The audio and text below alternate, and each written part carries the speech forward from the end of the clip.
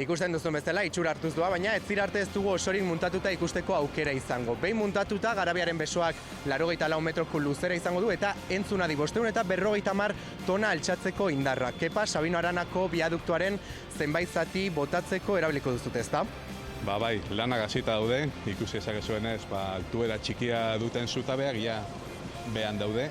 Eta altuera handikoak desmontatu ditugu Garabiarekin. Behin lurrean daudenean, lanak berdin ingo dira. Mailu hidrauliko eta pneumatikoekin lurrean txikituko dira.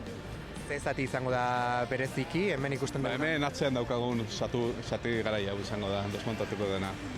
Bai, hasiera mintzat pixka inpaktatzeu, kriston sekulakoa bintzat, neko handia, eta ni izaten nuen, hemengo durre hau utzi dutela hemen erdin da nola kenduko duten dela.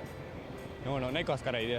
Niretzat ikusgarria da, ze normalean ez dira obra olako tamaiotan hemen egiten, ezta? Bai. Leku hau oso polita geratuko da, hori argi dago, baina hori lortu arte beharrezkoa da horrelako gauzak egitea. Sabino Aranako zubibidea botatzeko edo eraisteko lanak pasaden hilaren hasieran hasi ziren, abuztuaren 6an, eta harrez geroztik inguru hauetan zarata desente izan dute. Garabi berriak behintzat ez du zaratarik aterako.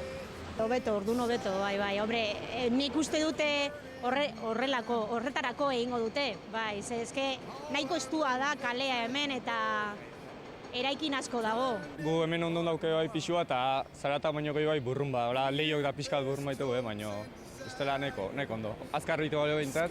Garabi honen besoak epa ala ere beste zenbaitetan 210 metroko luzera ere izan du, zertarako erabili izan dezute orain arte? Hala da, makina hau etorri zenean lehenengo lana Buesarenako kupula zarrak kendu eta berria jartzea izan zen.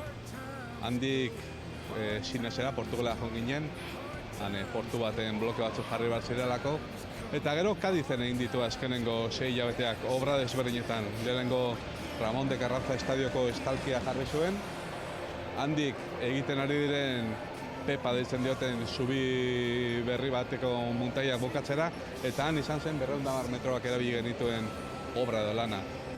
2014 urterako lanak amaitzea aurre ikusten da eta behin biaduktuak kenduta hemen 20.000 metro kuadroko gune librea geratuko da eta beraz Sabino Aranak itxura berria izango du. Hauxe da guztia Bilbotik, Asier Otegi, Euskal Herria zuzenean.